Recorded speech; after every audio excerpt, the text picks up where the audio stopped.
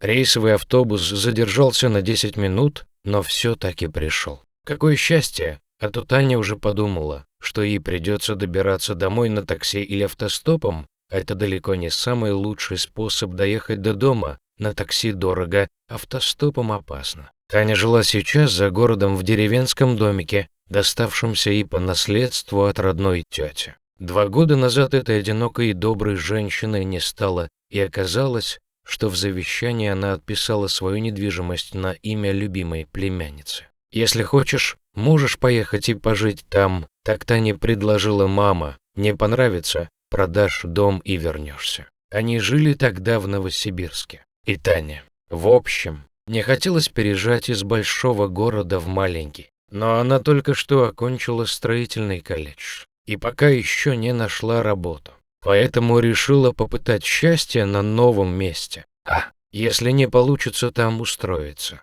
то и впрямь продаст теткину недвижимость и вернется домой при деньгах. Таня переехала на новое место, и так ей понравился этот маленький, ухоженный, уютный домик, что она захотела там пожить хотя бы несколько дней, а потом несколько месяцев. Так и год прошел. Климат здесь был помягче, чем в Сибири, за счет того, что весна в этих краях наступала значительно раньше, и холода были не такие суровые, как в родных местах Тани. На какие же средства она все это время жила? Сперва Татьяна устроилась в поселковый магазин, но ей там не понравилось работать, и она стала искать работу в городе, благо автобус туда из поселка ходил регулярно. Таня уволилась из магазина и в первый же день поисков в городе наткнулась на объявление о наборе операторов в колл-центр, пошла по указанному адресу, и ее сразу взяли туда работать. Работа оператором колл-центра стала очень интересным и в чем-то даже забавным опытом для Тани.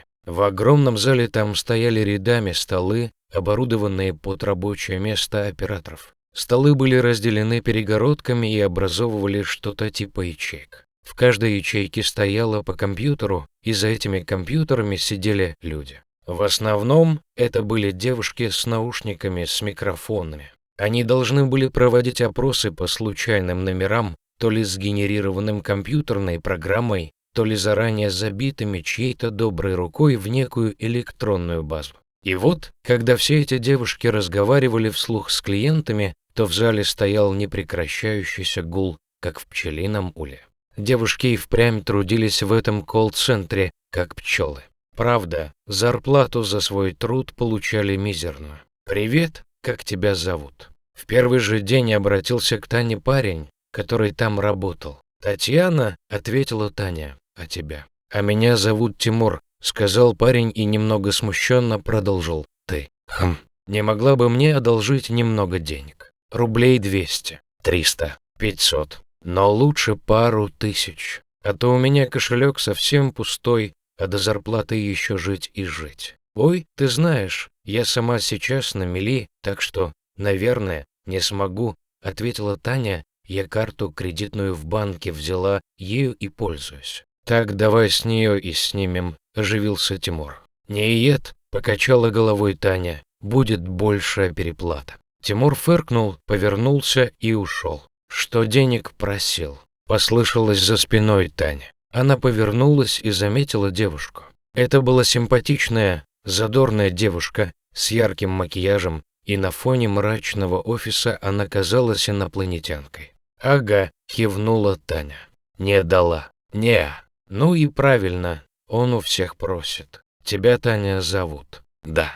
«А меня Джулия». «Джулия». Девушку и впрямь звали Джулией. Оказалось, что ее мама была ярой поклонницей сериала «Санта-Барбара» и назвала ее в честь одной героини из этого сериала. Таня потом еще пересекалась с Джулией за перекусом в столовой, но они так и не подружились. Дружить здесь было некогда, работали много. Из-за маленькой зарплаты Таня продержалась там всего 2 месяца и уволилась. Денег ей не хватало, карьерного роста там почти никакого не ожидалось, поэтому ушла. «Мам, там просто дно какое-то», — возмущалась Таня, разговаривая с мамой по телефону. Мама поддерживала дочь и морально, и материально, делала ей иногда денежные переводы и даже однажды прислала посылку с 3-литровой банкой красной икры и кедровыми орешками. Не через почту, конечно, знакомый мамы дальнобоем занимался, вот и прихватил по пути посылочку.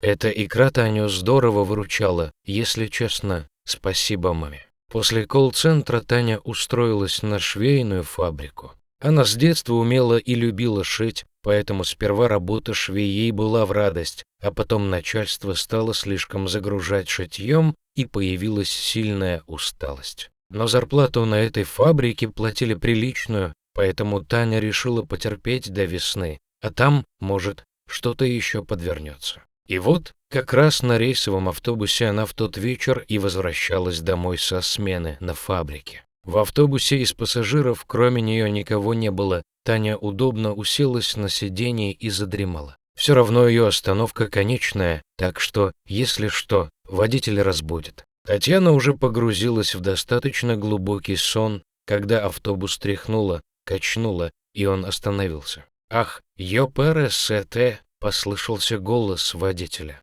«Что случилось?» — крикнула ему Таня. «Колеса пробили обо что-то», — обреченно сообщил водитель. Это был молодой парень, чуть постарше самой Тани. «И что теперь делать?» — недоуменно спросила она. «Менять?» — обреченно сказал водитель. «Так темно уже», — заметила Таня. «А другого выхода нет, тем более, что здесь мобильная связь отсутствует, а так можно было бы кого-то вызвать на подмогу».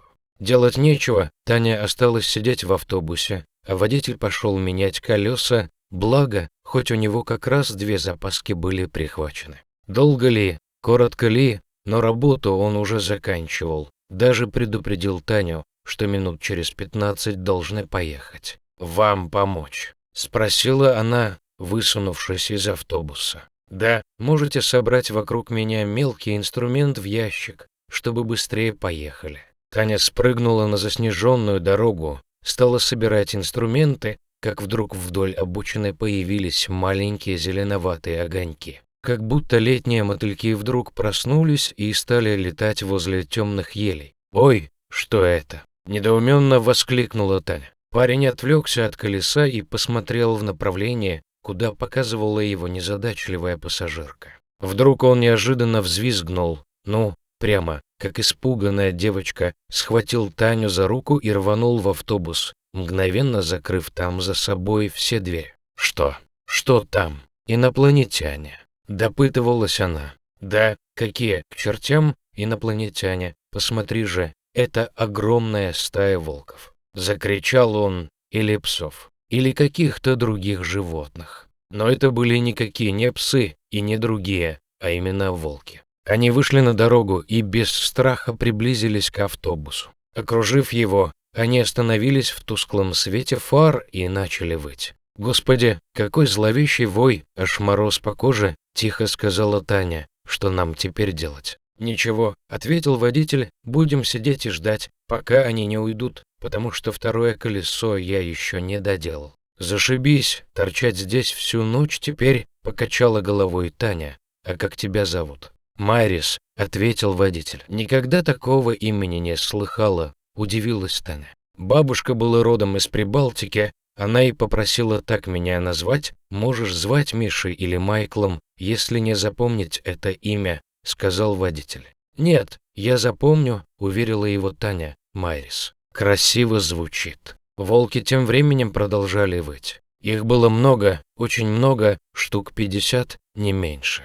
Или Тане так казалось, у страха же глаза велики. Какое-то время этот кошмар продолжался, а потом вой затих, и волки ушли, как будто растворились в ночи. Вот что это было. Покачал головой Майрис. Жуть, жуть. Но они ведь спокойно себя вели, и это еще больше удивляет. Мало ли, вздохнула Таня, животные нас понимают лучше, чем мы их. Он принес свой термос, кофе и пакет с пирожками и угостил Тану.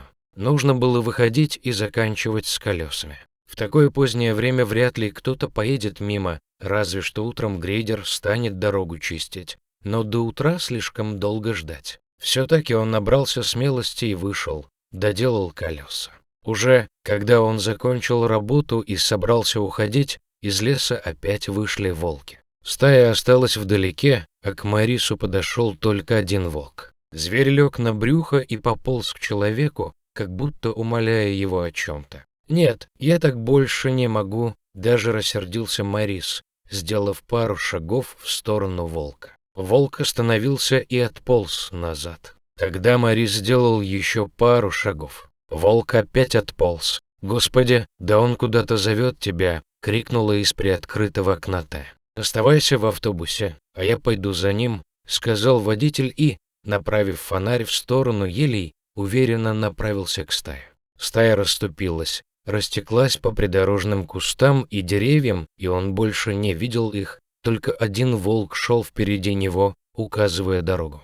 Страха у человека уже не было, он чувствовал присутствие диких животных повсюду, но был невозмутим. Ему казалось, что тихий и уверенный голос в его голове внушает, чтобы он не боялся. И тут Морис все понял. Под поваленным деревом лежала волчица. Парень почему-то сразу догадался, что это именно волчица, а не самец. Наверное, потому, как сопровождающий его волк подбежал к ней и лизнул в ухо.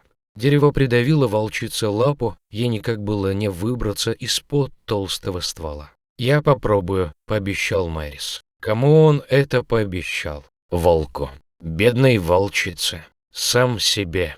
Он обхватил ствол руками и резко дернул его. Дерево сдвинулось, потеряло опору и скатилось во враг. Волчица была спасена. Она немного хромала, когда уходила, но на волках все быстро заживает, Морис это знал. Он посмотрел вслед неспешно удаляющейся стаи. Потом вернулся в автобус и о всем рассказал Тане. «Эх, зря я с тобой не пошла», — расстроилась она. Может быть, и зря, это было потрясающее ощущение, как будто они приняли меня к себе, сказал он, завел автобус и повез Таню в деревню.